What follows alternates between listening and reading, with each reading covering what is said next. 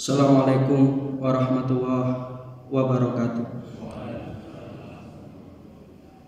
Alhamdulillah, alhamdulillahilladzi bi ni'matihi tatimmu shalihat. Wassalatu wassalamu ala nabiyyina Muhammadin sallallahu alaihi wasallam as-sayyidas sadat wa ala alihi wa sahbihi ahlul fadaili wal karamat. Amma ba'du, subhanaka la ilma lana illa ma 'allamtana innaka antal alimul hakim. Rabbi shrah li sadri wa yassir li amri wahlul 'uqdatam min lisani yafqahu qawli. Allahumma inna nas'aluka ilman nafi'a wa rizqan thayyiba wa amalan mutaqabbala. Walhamdulillahi rabbil alamin. Bapak Ibu hadirin jamaah salat subuh rahimakumullah. Bersyukur kita kehadirat Allah Subhanahu wa taala pada pagi hari ini kita masih diberikan kekuatan lahir dan batin untuk senantiasa melakukan amaliyah ibadah dalam rangka melakukan sebuah akselerasi dan percepatan untuk mendekatkan diri kita ke hadirat Allah Subhanahu wa taala. Mudah-mudahan setiap amal kita diterima di hadapan Allah Subhanahu wa taala sebagai amalan sholihah. Yang kedua, salawat serta salam mudah-mudahan senantiasa terlimpah kepada junjungan kita baginda Rasulullah sallallahu alaihi wasallam. Bapak Ibu jamaah rahimakumullah, seperti biasa setiap Ahad pagi kita baca kitab hadis Arba'in An-Nawawi dan kita lanjutkan pembahasan kita sampai pada hadis yang ke-29 tentang amalan-amalan yang bisa menghantarkan kita ke dalam jannah, ke dalam surga, sekaligus menjauhkan kita dari neraka. Kita baca langsung hadisnya karena ini bulan Ramadan, insya Allah nanti waktunya agak panjang sedikit. Kalau biasanya kultum hanya 7 menit, insya Allah ini nanti sampai 1 jam.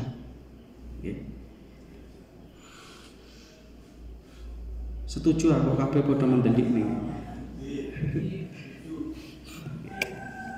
1 jam kurang 40 menit ya secukupnya. Kita baca hadisnya, al-hadisu tasi'u wal isrun. An Mu'adz bin Jabalin radhiyallahu anhu qala qultu ya Rasulullah akhbirni bi amalin yudkhilunil jannata wa yubaiduni anin nar. Qala laqad sa'alta an adimin wa innahu layasiru ala may yassarahu Allahu alaihi ta'budullaha wa la tusyriku bihi syai'a wa tuqimus sholata wa tu'tiyaz zakah wa tasumu ramadan wa tahujjul baita. Summa qala ala adulluka ala abwabil khair as-saumu junnatun was-sadaqatu tudfi'ul khati'at kama tudfi'ul ma'an nar was-salatu ar-rajuli fi jawfil lail. Summa tala tatajafa junubuhum anil madaji'i hatta idza balagha ta'malun. Summa qala ala ukhbiruka bi ra'sil amri wa umutihi wa dirwati sanamihi. Qultu bala ya Rasulullah. Qala ra'sul amril islam wa umutuhu as-shalah wa dirwatu sanamihi al-jihad. Summa qala ala ukhbiruka bimalaki dzalika kullihi. Qultu bala ya Rasulullah. Qala fa akhadha bi lisanihi qala kaffa alayka hadha. Fa qultu ya nabi Allah wa inna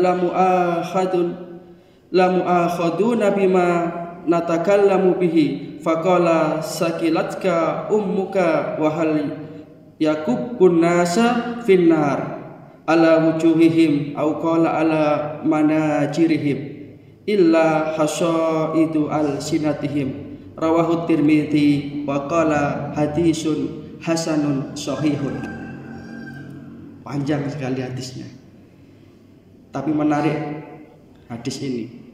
terjadi dialog antara Rasulullah dengan sahabat Mu'adz bin Jabal. Mu'adz bin Jabal berkata, aku berkata, atau tepatnya aku bertanya kepada Rasulullah Shallallahu Alaihi Wasallam, ya Rasulullah, dullani anil amalin. Wahai Rasulullah, tunjukkan kepada aku akan satu perbuatan yang yudkhilunil jannata wa yubaiduni anin nar. Luar biasa sekali yang ditanyakan itu bukan bagaimana kiat bisnis yang sukses, bukan bagaimana cara kaya yang cepat, tetapi bi amalin yudkhilunil jannata wa yubaiduni anin nar. Bukankah ini kesuksesan yang hakiki ketika orang itu diselamatkan dari neraka dan dimasukkan ke dalam surga? Ini yang ditanyakan oleh sahabat Mu'adz, mumpung ketemu Rasulullah. Yang ditanyakan urusan-urusan akhirat. Maka Rasulullah kan menjawab tuh, sa'alta an syai'un adim, yang kamu tanyakan ini urusan besar ini, bukan perkara main-main. Kemudian Rasulullah Shallallahu Alaihi Wasallam menjawab, engkau beribadah kepada Allah dan jangan mempersekutukannya dengan sesuatu apapun. Ini jawaban pertama Rasulullah. Syarat masuk surga jelas, iman kepada Allah. Jangan mensekutukan Allah dengan apapun dan dengan siapapun. Baik itu syirik dalam masalah-masalah rububiyah ataupun uluhiyah. Jadi murni. Kalau di dalam surat Kahfi kan dijelaskan itu, faman kana yarju liqa'a rabbih falyamal amalan sholiha wa la yusyrik bi ibadati rabbih ahada. Siapa yang ingin perjumpaan dengan Tuhannya, ketemu dengan Allah, maka hendaklah ia beramal yang soleh dan jangan sekali-kali mempersekutukan Allah Ta'ala dengan apapun dan dengan siapapun. Ini yang pertama. Kemudian setelah kita menguatkan iman, mendirikan sholat, membayar zakat dan puasa di bulan Ramadan serta pergi haji ke Baitullah. Tentunya untuk haji ini man istata'a ilaihi sabila, bagi siapa yang mampu. Ini standar. Jawaban Rasulullah ini sungguh-sungguh merupakan satu penjelasan yang gamblang sekali, bahwa 5 rukun Islam inilah yang merupakan standar seorang muslim kalau ia ingin masuk ke dalam surga dan diselamatkan dari neraka. Kemudian Rasulullah melanjutkan, maukah engkau aku tunjukkan pintu-pintu kebaikan, al-abwabul khair? Tentu sahabat menjawab, bala ya Rasulullah, tentu kami mau ya Rasulullah. Pintu-pintu kebaikan, asyamu junnatun, puasa itu perisai, puasa itu dinding, puasa itu benteng. Dan sedekah itu tudfi'ul khati'at, sedekah itu akan memadamkan al-khati'at, kesalahan-kesalahan sebagaimana api yang dipadamkan oleh air. Luar biasa. Jadi sedekah itu selain tudfi'ul bala, penolak bala, juga tudfi'ul khati'at, akan menghapus dosa-dosa kita. Demikian sabda Rasulullah dalam hadis ini. Kemudian Rasulullah SAW memberikan keterangan lanjutan tentang keutamaan kebaikan as-sholatu rajulin fi jawfil lail, dan sholat malamnya seseorang di ketika lebih-lebih sepertiga malam yang terakhir, yang ketika itu yang zilu Rabbuna tabaraka wa ta'ala kulla lailatin ila sama'i dunya. Allah Ta'ala turun menantang hamba-hambanya, may yad'uni, siapa berdoa kepada aku kabulkan. Siapa minta sesuatu kepada aku beri.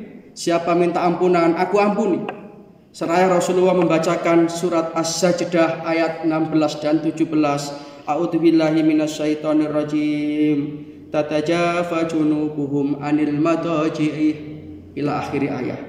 Punggung-punggung mereka jauh dari tempat tidurnya, artinya bangun di tengah malam. Ini suatu keutamaan. Ini suatu cara yang cepat seorang hamba untuk sampai kepada Allah Subhanahu wa taala, untuk muraqabah, menerapkan satu pendekatan diri kepada Allah Ta'ala. Kemudian Rasulullah melanjutkan penjelasan beliau bahwa pokok segala perkara adalah Islam. Di apapun itu solusinya Islam ini. Islam ini sudah menjawab seluruh solusi dan tantangan hidup dan kehidupan manusia ila yaumil qiyamah, sampai nanti akhir zaman. Islam tidak akan ketinggalan zaman. Islam akan mampu menjawab tantangan zamannya. Maka kita harus bangga menjadi orang Islam. Ishadu bi anna muslimun. Jadi apapun kita, Islam itu solusinya. Punya masalah apapun, Islam memberikan jalan keluarnya, way out-nya. Dan tiang-tiangnya adalah sholat. Dalam hadis yang lain, as-sholatu imaduddin, faman aqamaha faqad aqamaddin, faman tarakaha faqad hadamaddin. Jadi bangunan keislaman seseorang ini akan kuat ketika dia memperkuat sholatnya. Sholat yang VIP, sholat yang nomor 1, yang berkali-kali saya sampaikan, tentu memenuhi 3 unsur. Di awal waktu, berjamaah, dan di masjid. Ini akan memperkuat bangunan keislaman kita. Maka orang itu diukur dari sholatnya. Bagaimana ia merespon suara adzan itu. Kalau bersegera, kemudian berjamaah, ini menunjukkan bahwa orang ini keislamannya kokoh. Tapi kalau sholatnya diundur-undur, ya sekalipun secara hukum fikih sah karena masih masuk waktu sholat, tapi kalau diundur-undur ya berarti seperti itulah kualitas kita di hadapan Allah. Jadi kalau kita ingin tahu bagaimana posisi kita di hadapan Allah, kita bisa menjawab bagaimana kita memposisikan Allah dalam hidup kita. Kalau kita menomorsatukan Allah, berarti kita mulia di hadapan Allah, kan begitu. Maka Nabi Ibrahim alaihissalam ketika ditanya, ya Ibrahim, apa cara sampai Anda itu diangkat oleh Allah Ta'ala sebagai kekasihnya? Wattakhadahu Ibrahima khalila. Ibrahim itu kekasihku, kata Allah. Satu di antara jawaban Nabi Ibrahim adalah beliau menjawab, ittakhadu amrullah ala amrin ghairi. Aku selalu menomorsatukan urusanku dengan Allah di atas yang lain-lainnya. Yang lain-lainnya boleh nomor 2, boleh nomor 3, boleh nomor sekian. Sehingga walaupun bara api kayak begitu, kan Nabi Ibrahim oleh Allah diselamatkan. Jibril datang, wahai Ibrahim, kamu butuh bantuanku. Nabi Ibrahim dengan akidah yang kuat, bukan karena kesombongan, bukan, tapi karena akidah yang mantap, beliau menjawab, amma ilaika la.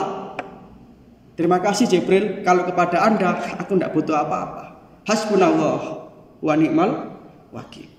Ini dampak dari menomorsatukan Allah Ta'ala dalam kehidupan, maka hidup kita akan ditata oleh Allah Ta'ala. Namanya orang hidup punya masalah, pasti Pak. Problematika hidup dan kehidupan, lebih-lebih hidup di akhir zaman ini, yang oleh Rasulullah digambarkan kaki to'ilailil mudlim, seperti malam yang gelap gulita. Tetapi ketika orang itu bersandarnya kepada Allah kuat melalui sholat, maka di situ akan ada pertolongan Allah. Yakinlah, pasti ada. Bentuknya terserah Allah. Saya lanjutkan hadisnya.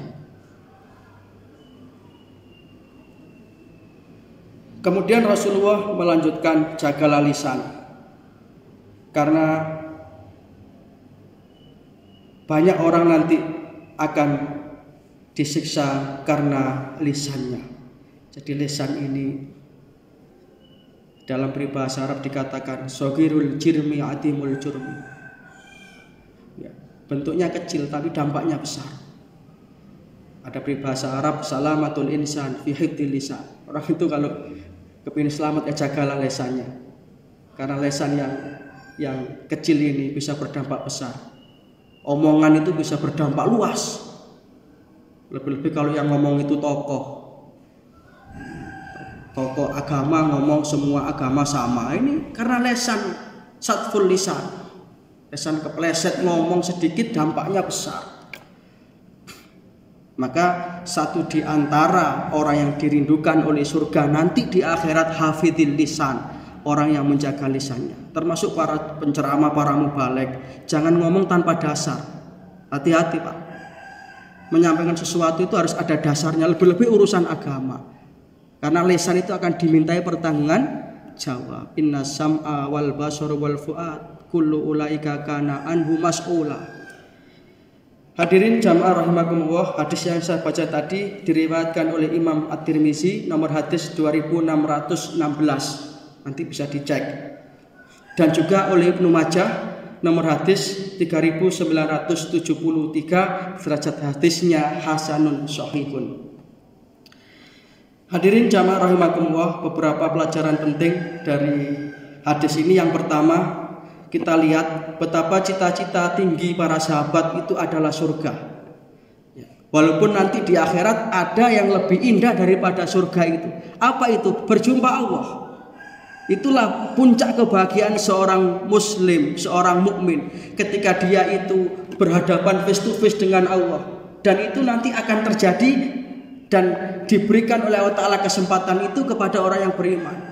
Wujuhi yauma idin nadirah, wajah mereka ketika itu berseri-seri bahagia. Ila rabbiha nadirah, karena ia memandang Tuhannya. Amin ya rabbal alamin. Mudah-mudahan kita termasuk orang yang nanti bisa diberi kesempatan berjumpa dengan Allah. Luar biasa, kita tidak bisa membayangkan. Makanya nikmatnya surga saja sudah dinyatakan oleh Rasulullah, a'adatu li ibadiyas sholihin ma la ainun ra'at wala udunun sami'at wala khatra fi qalbil bashar. Allah janjikan bagi orang-orang yang soleh itu surga yang nikmatnya tidak pernah terlihat oleh mata, terdengar oleh telinga, bahkan terbersit dalam hati manusia. Itu nikmatnya surga. Belum lagi berjumpa dengan Allah. Maka para sahabat itu cita-citanya itu bukan urusan dunia yang sepele. Ya, kita di dunia harus kaya, iya, tapi kaya yang manfaat. Kita di dunia harus jadi pejabat, merebut kekuasaan mungkin boleh, tapi untuk kemaslahatan umat. Begitu maksudnya. Bukan kemudian keterangan ini kita pahami secara apatis. Wes gak usah sugih, gak usah jadi pejabat. Akhirnya dipegang orang lain. Tetap orang Islam harus kaya, iya, tapi kaya-kayanya model Utsman bin Affan. Islam harus memegang tampuk kekuasaan, tapi kekuasaan semacam Rasulullah ketika memimpin Madinah, Khulafaur Rasyidin, Umar bin Abdul Aziz, dan lain sebagainya yang untuk kemaslahatan umat. Sehingga dalam Al-Quran surat Ali Imran ayat 185, Allah Subhanahu wa taala berfirman, a'udzubillahi minasyaitonir rajim, kullu nafsin dha'iqatul maut. Setiap yang berjiwa pasti akan mati. Kematian adalah keniscayaan. Maka sesungguhnya yang ditakutkan bukan kematian itu, tetapi hidup sesudah mati itu. Bagaimana nasib kita? Wa innama tuwaffawna ujurakum yaumal qiyamah, dan sesungguhnya aku akan bayar tuntas pahala kebaikan kepada hamba-hambaku itu yaumal qiyamah, nanti di akhirat. Maka dunia bukan tempat menerima balasan amal. Puncaknya apa kata Allah? Faman zuhziha 'anil nar wa udkhilal jannata faqad faz. Siapa yang dijauhkan dari neraka dan dimasukkan ke dalam surga, faqad faz. Itulah orang yang beruntung. Wa mal hayatud dunya illa mataul ghurur, dan sesungguhnya kehidupan dunia ini adalah kesenangan yang sementara dan menipu.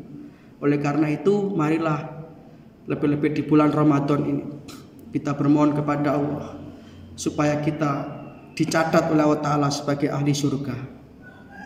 Keluarga kita dilindungi oleh Allah Ta'ala dari fitnah akhir zaman. Kita semua, sehingga nanti kita beserta keluarga kita, saudara kita, jamaah akan bertemu kembali di surganya Allah Subhanahu wa Ta'ala. Karena nanti kita saling bertanya satu sama yang lainnya. Ketika kita sudah berjamaah seperti ini, makanya sholatul jamaah ini akan menumbuhkan hayatul jamaah. Sholat berjamaah akan menumbuhkan hidup berjamaah yang nanti kita akan bertemu insya Allah di surganya Allah Subhanahu wa Ta'ala. Sudah terlalu panjang Bapak Ibu, ini sebenarnya masih banyak penjelasannya, karena demikian istimewanya hadis Rasulullah itu. Satu hadis kalau dipaparkan bisa sampai berjam-jam. Tergantung jenengan betah napa mboten. Lek kula nggih insyaallah mboten betah lek suwe-suwe poso ya. Kok moro ngelak kok. Mungkin cukup itu saja. Mudah-mudahan ada manfaatnya walaupun sedikit ini. Kita senantiasa mendapatkan taufik dan hidayah, amal ilmu rezeki yang barokah. dan akhirnya kelak kita memungkasi hidup di dunia ini dengan tetap membawa iman Islam husnul khatimah. Ada kurang lebihnya mohon maaf. Wallahu a'lam bishawab. Hadana wa iyyakum ajma'in. Subhanaka Allahumma wa bihamdika asyhadu an la ilaha illa anta astaghfiruka wa atubu ilaik. Assalamualaikum warahmatullahi wabarakatuh. Innallaha wa malaikatahu yusalluna